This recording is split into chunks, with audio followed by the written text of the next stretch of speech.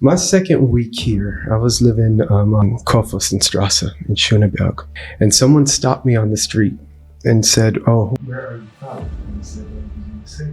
And they said, "Oh, it's good. That's good, because if you were from Africa, you would have a lot of problems." And I said, "Huh? What do you mean?" No, it's better. People will treat you better than they treat the Africans." And I said, but it's quite weird. On the train, people wouldn't want to sit next to me. You know, these early days when people weren't really out and about like now. Yeah. I had this French woman, I mean, she might as well have sat in her husband's lap, bro. She, the only seat available was in the middle. Her husband was here. And she was just like, I said, "I don't want you to sit next to me anyway." A Turkish girl across said, "When they do this to me, I just like to stare at them and make them feel as uncomfortable as they're trying to make it." On December 29th, 2017, I was in Poland. We had been touring Poland, and I made some friends over there, and I went back to celebrate a friend's birthday. I had a racist attack. Well, the week for me has been kind of tough. I don't know how it was for you guys, but it is always happy to see you again. And today I'm here with Sean, and of course the two faces are used to, as always.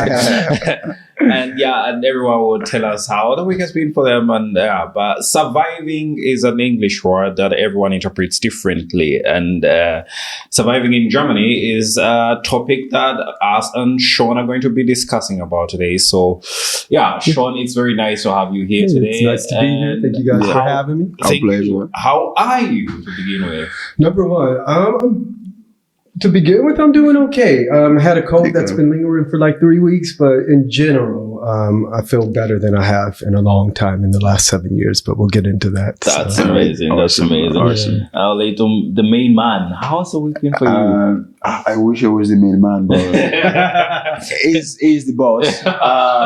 No, I mean, I'm doing good. I'm doing good. Thanks a lot. And how are you doing? Stressful.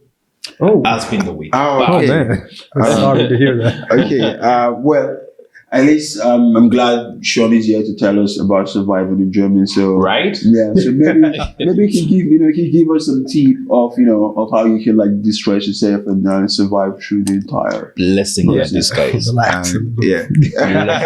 Blessing in disguise. Awesome. But Sean, to begin with, how has Germany been for you? Well, I moved here 13 years ago, 2012, and it's been a roller coaster, to be honest. Helena Fischer talks about an Autobahn, the song that she had out like 2 years ago. And it's been really a roller coaster. Did I ever expect I would be living this long in Deutschland? Well, let me correct that. I live in Berlin. Number one. Okay. I live in Berlin. What is the difference? Berlin is the only place I could probably live in this country, just because I need action. I come from a big city. I'm a big city guy. I don't like when things close at 12 in this small village life. So I like to go. I love having options. Even if I'm not utilizing these options, I love to have options. So it's been 13 years. It's been a roller coaster. I've been through a lot. Actually, one of my old bosses from Los Angeles, I'm a school teacher. I'm a singer, a music teacher. Oh, amazing. And my old boss, Annalisa Schimmelfinnig, first brought me to Munich back in 2005 or 2006. Yeah, and Munich's beautiful, but wasn't the city for me. I always thought I'd end up in London because I was in the UK a lot. But through that one trip, I met people on the plane, this girl named Christiana, and she connected me and another friend wanted to start an arts program here in Berlin, in Germany. And so we made multiple trips back and forth trying to figure out where she should start it. And through that, we began to grow a network here. And I ended up in Berlin in 2010, or in Wolfsburg, actually. I went to Wolfsburg to record some music. And my best friend at the time was living in Berlin. He said, let me show you Berlin. And it was summertime. People were out to Berghain for the first time. Had never listened to techno music in my life. And the next 2 trips, I got to learn a little bit about it, and I fell in love with it. So now you've had a roller coaster. That's your journey in Germany has been a roller coaster. So what are you doing in Germany? In other words, professional wise and so on. I'm a singer, songwriter, actor, educator, and right now I teach music at a private school, at a gymnasium here. I've taught at a university called BIM Berlin. So that opened in Germany in 2015. They'd been running in the UK for a while, but me and another guy named Ant Giles auditioned that first class to come in. And so I was there about 2.5 to 3 years, and now I'm at the school that I'm teaching at now. So, Yeah, amazing. Right. Yeah, I mean, so I know we wanted to know as well. So can you like tell our audience, about yourself, just a little bit about yourself, basically? I think that would also give them like a direction to connect it to like what you do and how long you've been here. I can go a little deeper. I know that was really kind of like interview, boom. So I mean, I grew up in Los Angeles, California. I've been performing since. It's all I know how to do. Since I was a tiny tyke, I think I was humming before I could speak because my mom, my aunts, my grandfather, there was always singing and dancing, and my grandfather was a painter, creative writing, and so we had the arts in the house. By the time I was 7, I was probably doing talent shows at school and performing, and then going to the local church. I got introduced to gospel music. And then by the time I was in junior high, middle school here, high school, I was singing in choir, and then I auditioned for Los Angeles High School for the Arts and got in there and went there for 2 years. But also, when I was in my preteens, I did a movie called Hook with Robin Williams and Julia Roberts and Dustin Hoffman.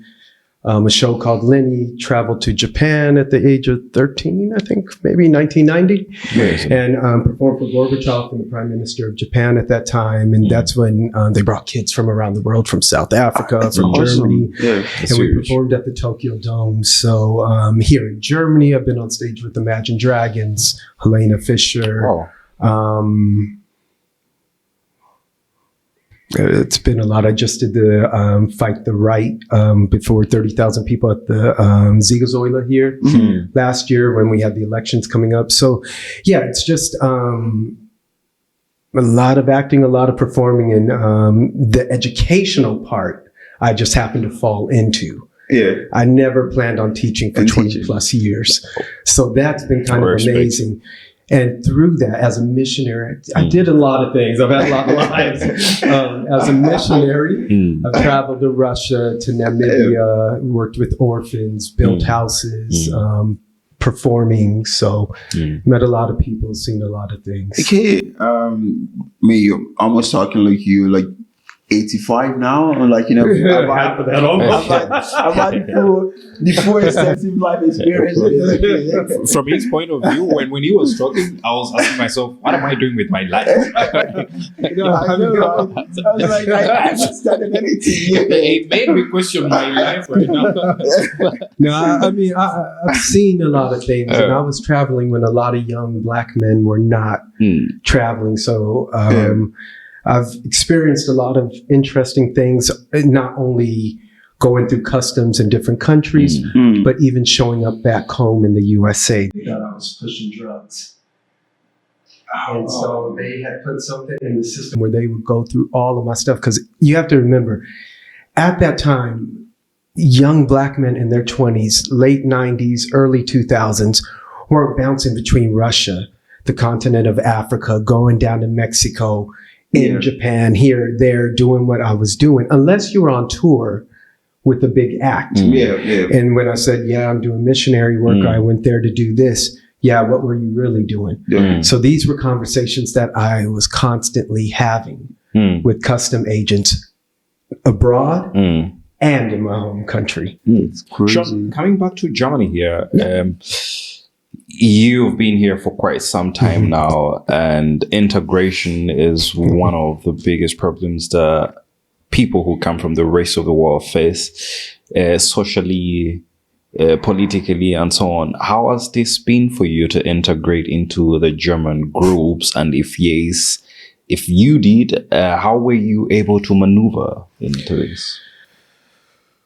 Ooh, that's a packed question. My second week here, I was living on Kurfürstenstraße in Schöneberg.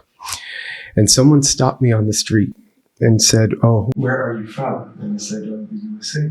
And they said, "Oh, it's good. That's good, because if you were from Africa, you would have a lot of problems." And I said, "Huh? What do you mean?" No, it's better. People will treat you better than they treat the Africans. And I said, "But if I don't open my mouth, I mean, they're still going to treat me like shit." You know, so in solidarity with my African brothers or people, you know, Afro-Latinos and this is a real issue for me. This is how I started my second week here. Somebody That's crazy. said this to me. Yeah.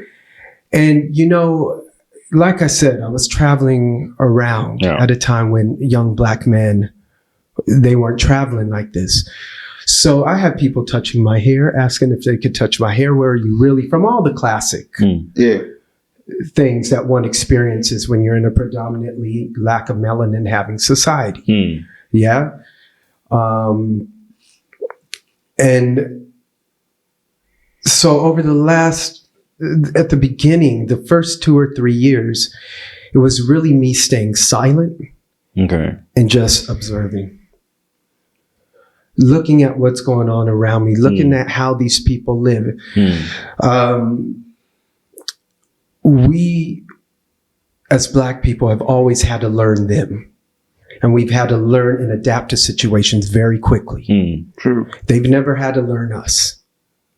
They've been able to do surface level stuff with us and try to put us into boxes. So the first few years, I just sat back and observed. I was working, money got really low. I was working at a kindergarten. At the time, a good friend from the UK who I knew from LA, his sister was living here. And she got me a job. I won't say the kindergarten's name.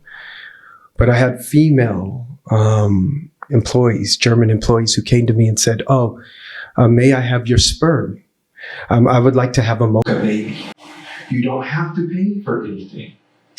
I will raise the baby myself." Wow. Really? Yes. For a minute. Multiple. Jesus, How why is did this you take why? this in? Yeah. What was into your mind at that time? What was running in your mind at that point? If the tables were flipped, I'd be in a whole lot of trouble. I can imagine that. Absolutely true. Honestly, it's mind-boggling. Please go on. Coming from the USA, getting the slave trade, knowing that Black bodies worldwide still today are looked at by others as bodies that can be manipulated and coerced at any time. You know, that they should have access to us in a way that we don't have access to them, whether it's sexualizing us, whether, you know, and it was quite interesting because I never experienced that before. Now, on the flip side of that, if I was in need of papers, I understand why people have done it as a way into this country. Yeah. But then again, because I hold an American passport, up until now, we have to see where we go now in the future. But because I held that passport, I was pretty secure in my being here. But I mean, the fact that a white woman felt so free to say this to me, that was life-changing. I can imagine that. I can imagine that. Sean, you know, you mentioned the point that really got me thinking. And do you think within us African community or people of African descent, is there a difference in the way we are treated Yes. So, for example, you hold an American passport and I hold a Ugandan passport, and whoever might hold a different kind of passport. You think there is a difference in the way they treat us in Germany, to be specific, in Berlin? And that's the second week I found out. And if you could go a bit deep into this and elaborate more, please. So you have to remember, we sit on privileged land. This is a very privileged country. And when I say you have to remember, I'm not saying you specifically, but one must remember. We sit on privileged land. What other country followed someone who didn't look like what he was preaching, had 4 other nations, come and secure them as they rebuilt their wealth? Over 900,000 African American men from the Second World War up until now, men and women, had come to protect these people as they rebuilt their wealth.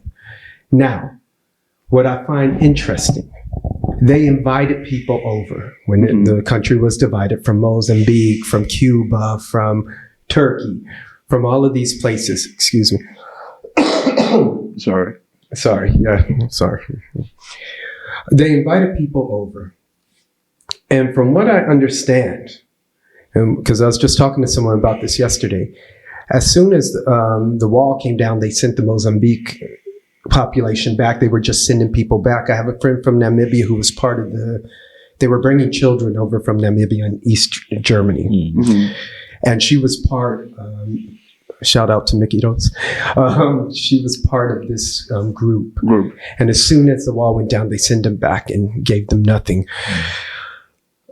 When it comes to me being an American, you being from Uganda, from Nigeria, there is a difference in how they treat us. My passport, I know, will get me certain privileges that it won't get you guys. I know I don't need to ask for permission to come and travel throughout Europe or the UK, the majority of the world. But for my friend, Mickey Rose, and Mickey, I love you. I had to write this girl a letter to come visit me in Germany from Namibia, from Windhoek, to here. After she had already been a child who was part of this this program that they had, where she should have been offered citizenship.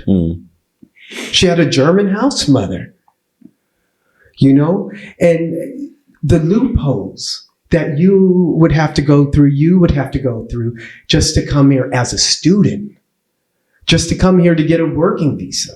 There's so much more paperwork that has to go in, and how they, at the Ausländerbehörde or the immigration office, how they deal with you. I mean, they treat everyone like assholes. Let's say that first of all.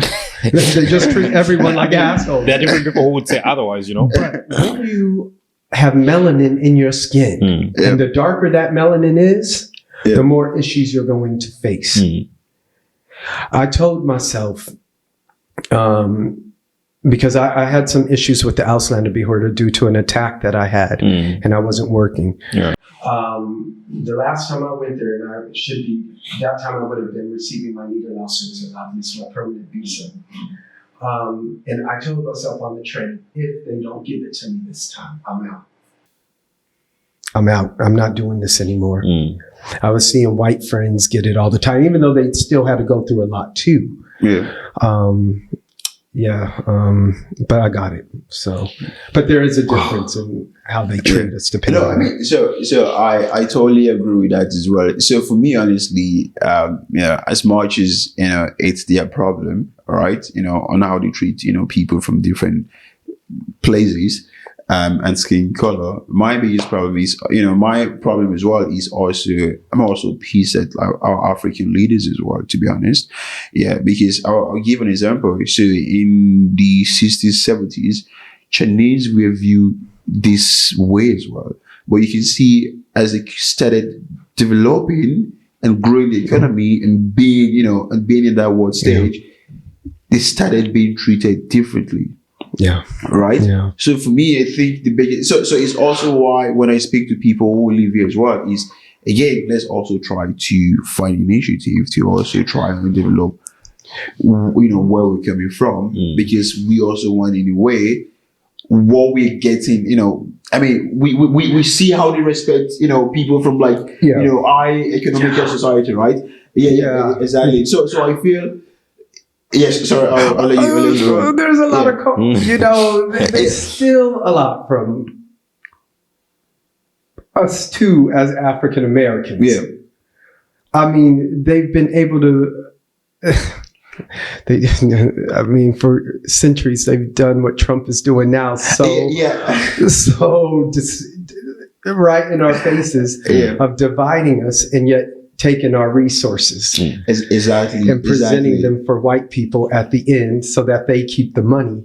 And this, but sorry, I didn't. Yeah, no. But at the same time, I'm excited that we, as Black folks, are having these conversations now, and that people are not only having the conversations, but going back to their respective lands and changing the atmosphere and the speech and the economy and the governments and job opportunities, because now that we know it, we can go back and shift the conversation, shift the atmosphere in the country. This is what I'm excited about right now, because, you have African nations finally standing up to the West saying, nah, you ain't coming here doing whatever you want. You lost your mind? Yeah, we've just watched it in Namibia right now. A homegirl sat up there and she said, nah. It's going to be the same, tit for tat. If we need to pay all this money and have all this paperwork to come to your countries, you're going to have to do the same. I think really, I must borrow a quote from someone. Watch a video of someone, and she was saying African countries generally have been saying we want transparency, we want democracy, we want this, and it is high time that now they stand together, they stand up and say, if you are giving us this, we're giving this back. Yeah. Because Africa, as a continent, has been relying a lot on foreign aid and so on. And I think this is high time that they say, hey, if we want to be democratic and we want to be this, we want also to refrain ourselves from getting any foreign aid and so on. Yeah. But it is not the topic of the day. But this is an interesting topic. It's an interesting topic because I am excited about what's happening. And I have young African, to bring it kind of back to Deutschland. I have a handful of Black students in the gymnasium. And when I see them, I try to encourage them, and say, Black girl rock, Black girls rock, Black girl power, Black boy power, because they need to be, this needs to be reinforced in them. They need to know that there's a Black teacher there who sees them, who understands what they're going through. True. And though they may come from Nigeria or Ethiopia or whatever respective land their parents come from, Kenya, they need to know that there is a shared, what's the word I'm looking for? A shared, we are one. Let me just put it like this. We are one. I can't think of the word. Sorry, I had a brain fart right now. But the kids one day came to me and they said, Mr. Abram, how did you get to the USA? The Black kids. And I said, what do you mean? That's a good question, actually, to begin with. Yeah. I said, the slave trade, have you heard about it? Well, we've heard about it, but we haven't really been taught. And I said, what do you mean you haven't been taught about the slave trade and the Atlantic slave trade? Yeah, well, they said, people were taken from Africa and, put in the Caribbean and South America, North America, but what really happened? And this is something I'm afraid of. And I hear this a lot in Germany, that they're not teaching anything before the Holocaust. is there. You know, the Holocaust is there. You know, and I've had to remind people. It's not like y'all were doing well prior to Hitler.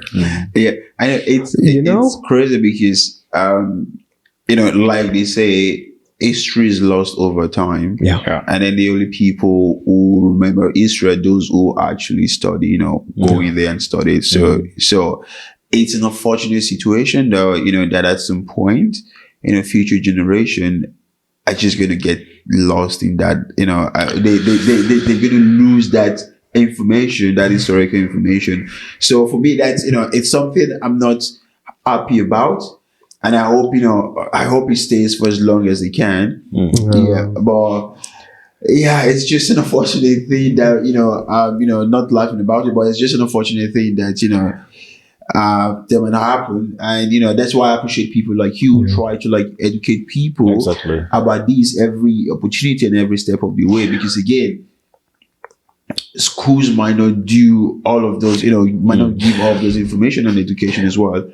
Yeah. Yes, sir. You want to say something? I'll let you on. Yeah.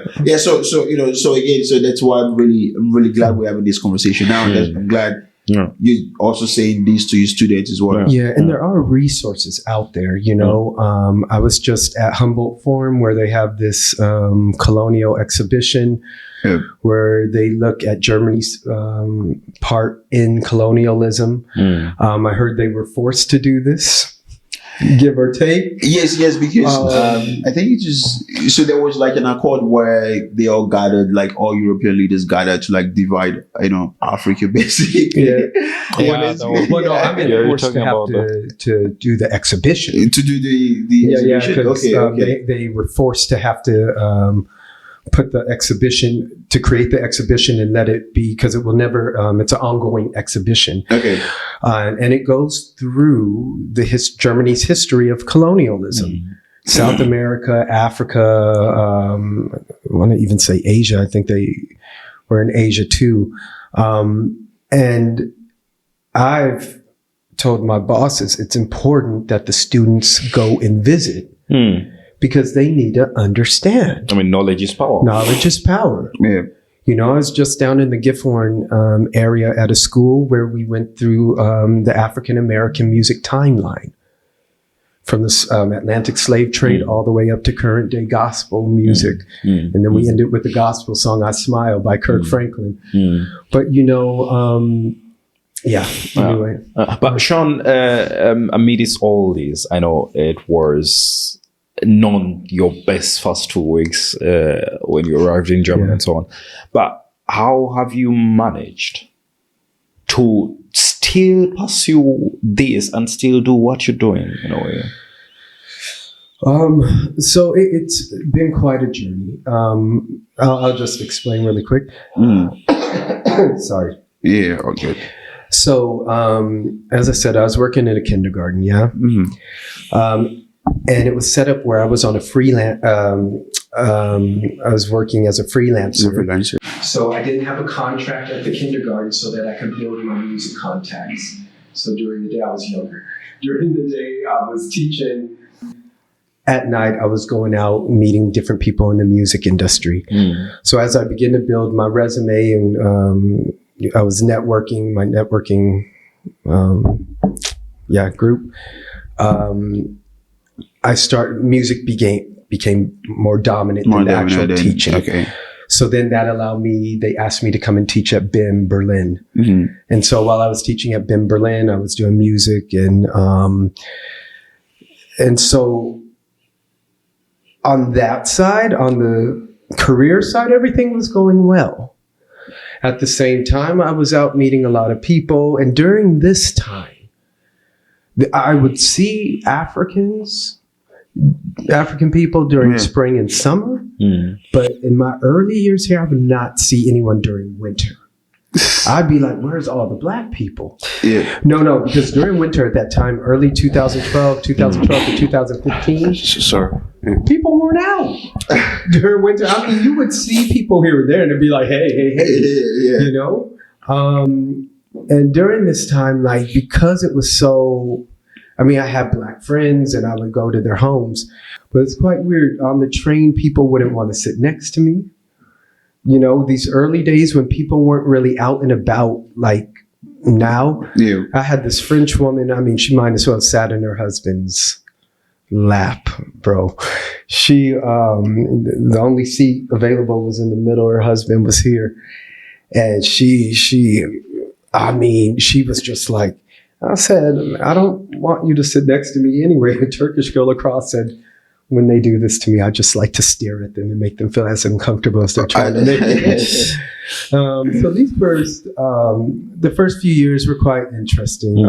Leading into 2000, once I got the job at BIM, it was going well. And then 2017, on December 29th, 2017, I was in Poland. We had been touring Poland, and I made some friends over there, and I went back to celebrate a friend's birthday. And we were out in German. It's called Breslau. English, Wrocław, or in Polish, Wrocław. And I had a racist attack. And because I had bad eyes, I had cornea. In Germany or in Poland? In Poland. And I had cornea transplants. And because when the guy hit me, basically I need to get my asthma inhaler out of my jacket pocket at this club, and the guy was like, I need the number. So I went to look for my friend. When I came back, I said, bro, like I don't have the number. He has it. I can't find him. No one else has come in. It would have been the last jacket, and I can tell you the items that are in the pocket. And he said, oh, you black people are always making problems. And I was like, we're in a black club listening to black music. Like, he's like, look, nigga. And I was like, yo, that's pretty, like, how you gonna call him a nigga for asking for his jacket? And so I was like, nah, dude, that's not cool. And a guy came from behind, punched me here. And he choked me, dragged me up the stairs. Another guy pepper sprayed me and kicked me. But when the guy punched me, it ruptured stitches in my eye.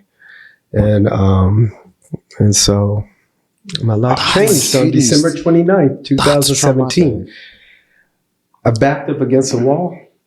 And we were in a square, so I backed up against the wall. And because my eyes were burning from the pepper spray, I was yelling for help. And a guy we had met earlier, Marcin, shout out to Marcin, he came over, and I just bought my iPhone 10. Yeah. I was like, can you call 112, but please don't take my phone, you know? And so they wouldn't, basically the woman she could speak English, and he handed me the phone, and she said they wouldn't come for me. She said like, oh, your eye will clear up. And I said, the right eye has, but my left eye hasn't. It hasn't. So basically, to make a long story short, I ended up catching a Flixbus. My friend Mikey, he was of no help. I caught a Flixbus back from Wrocław to Berlin. 8 hours. I pissed my pants. It's cold. It's 3, 4 in the morning when it happened. So I think the first bus out was like 6 or 7. Took me 8 hours to get back. Had 2 surgeries within the first 24 hours of arriving back. And then the last 7 years have been hell. Were any legal actions taken? I'm still in court. They just reopened the case. Oh my goodness. They just reopened the case. That's traumatizing. Absolutely traumatizing. Yeah. 7 years of trauma therapy. Still going through therapy. They rebuilt my eye in 2019 or 2020. I only see 2% from this. I can't see. I don't see 3D anymore. Do you feel like you've got enough support to go through all of this? Now I have the resources. Now you have the resources. I mean, that's a start. But it's taken 7 years, and Germany did not make it easy for me. You know, they say justice delayed is justice denied. But at least on the other hand, I'm happy that you're on the road to justice, and we hope that at least that incident does not go unpunished. Yeah, I mean, I do too. The thing that eats me up inside is I know if I had done the same thing to a white person, could have been a different conversation by now. It would be a different. Well, you probably wouldn't be. Sitting here talking about it. I would be talking to you from the other side of the glass. Yeah. But in the resources, and just for anyone out there, who has been a victim of a crime. The 20, how many nations are there now? 27, the EU, the UK left.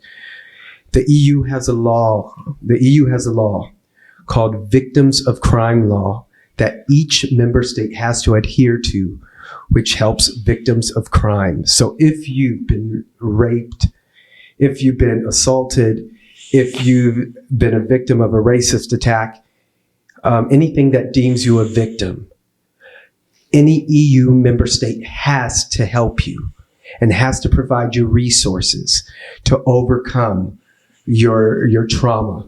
Yeah? Just so you know, you can look it up in your local government office. They make it hard for you to find. In Germany, it's called OEG. Deutsche Rentenversicherung is the one who deals with this. And Legazo. Legazo also has a department that deals with it too. But it's very important that people know this. Thanks a lot for that information. I think that's super important. And we will try to find a link and add it to, and add it as well. I think that's very, very important. So because, I think the thing is what also a lot of expats or, foreigners here do not understand is sometimes they feel they need to be too quiet because they're foreigners. Exactly. So I think these, from experiences like yours, we can tell people you don't have to be quiet when you're facing any sort of discrimination or any sort of injustice. You should be vocal about it as well. You should be vocal about it. You should go, and I know it's hard. The last 7 years have been so hard for me. You have to call on your Berlin family. You have to call on your original family. If you don't have family, then utilize your Berlin family and ask them to help you find the resources because they are out there. And the last 7 years, like as I said, have been hard. I've had to go through trauma therapy, multiple surgeries, people cutting things off right as they're getting started. The blessing in the middle of all of this was given the spirit of my ancestors from slavery. Were the ones who survived up until now back home as African Americans, going off of that energy. When I went to the Ausländerbehörde and they told me, why should we give you a new visa? You haven't been working. I said, I had to have surgeries. I've had this attack. You can see it all right here in your system. You know what's been going on. Well, but you haven't been working. I said, the last 6 years, I paid for Moritz's family taking hot sphere. My money has gone into supporting them. And now that I need help, all my doctors are here. I had doctors attest. I've had everything that they needed to see. I'm actually not okay. And so, well, we'll see what we can do. And she said, you have 1 year to find a job and make this work. And I had more surgeries planned. So I had to go back to work. I went back to work and I, as we say back home, pulled my bootstraps up. And I said, fine, I'll beat them at their own game. I'll beat them at their own game. That's crazy. Sean, I've got to applaud you for sharing this. This is really quite traumatic as it sounds. We can only imagine the pain you've been through or what you're going through as well right now. But you sharing this really helps a lot of other people out there. But I want to bring you to the German society. You are a person of Black descent, or African descent, to put it right, being in this community. How has it been for you? Have you been able to get the support you need, maybe in terms of education, maybe in terms of the social services? Have you been able to get that help? And because I want to look at the disadvantages, but I want also to look at the advantages the system has been able to provide. So where? No. I'm going. Sorry. No. I was just gonna say where I left off is I pulled up my bootstraps and I put in the work. There are services out there. What a lot of people don't know is that if you go to the majority of the hospitals have psychological trauma ambulances. if you need them. Yeah. They are there, and you can go in and check in for 2 weeks. You can go in and do what they call Taglish trauma ambulance, where you go in, you get 5 free sessions up front. Okay. Then they have to apply to Legazo to get 10 more, and it's for immediate to help with immediate trauma. Immediate trauma. Yeah, immediate trauma. Attention. And so what we didn't know is the trauma had to have occurred within the last year. Yeah. Oh, okay. So it's if you need to go to the trauma ambulance for long-term care, then it can be beyond that. Yeah. That year. But if you say you had a trauma that happened recently, you can go to any of the hospitals, or you can. You will have to look up the number because the number is different for each hospital. And they do offer this. And what will usually happen, you call and they'll say, we'll give you a call within the next 2 weeks of when we can take you in. And this is really important because I just, I did that again, and I have a wonderful therapist who's teaching me too. I mean, that's also, some of the perks, being in Germany as well, because there's also this good support system as well, in between. So I think, just for also to wrap up, right, I would love to know from your experience, right, because we've talked about all of this stuff that has happened to you.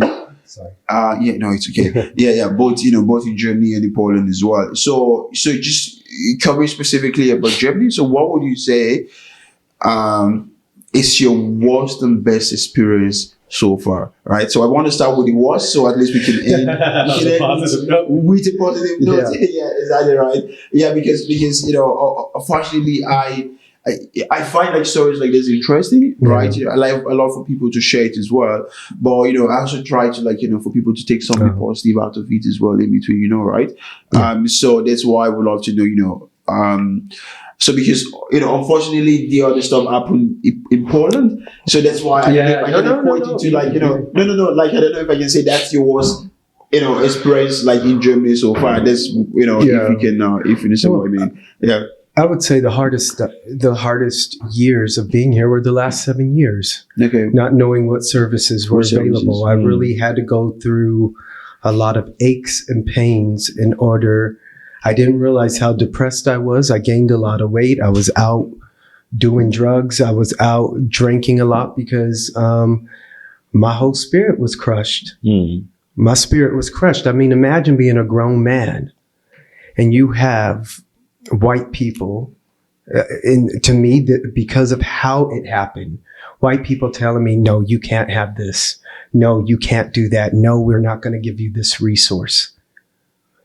When they're creating blocks for you to move forward, to heal from this trauma, it wasn't only the punch. It wasn't just the punch. It was the PTSD, the anxiety, the depression, me staying in my room, me being afraid, me not going out and meeting new people. It changed my whole career. I don't sing as much. I'm not performing as much. It takes a lot for me to get up on that stage. And to go stand in front of my class. I was having panic attacks. Wow. So my whole life changed. And I'm still healing from it. I'm still trying to, I'm better than what I was. Yeah. I've been sober a year and a half. Yeah. I've turned my life around. Yeah. I got German citizenship. I beat them at their own game. And they try to set roadblocks for me. But this is what I'm talking about, the spirit of the ancestors coming through and going before me and saying, you got what it takes. You are enough. You can beat this. Keep going forward and change as many lives as you can. Bring as many people with you as you can. Amazing. And the one word I would give to people, just let this sit in your spirit, in your mind, in everything that you are. You are enough. People don't hear this enough. Oh. You are enough as you are.